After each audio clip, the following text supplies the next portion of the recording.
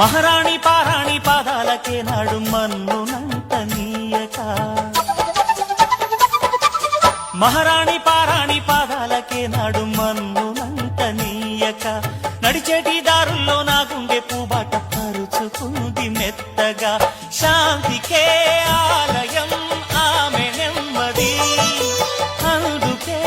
అంకితం అయినది మది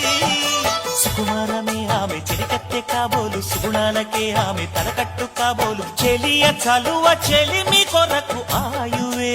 ఆశగా తపమును చేయగా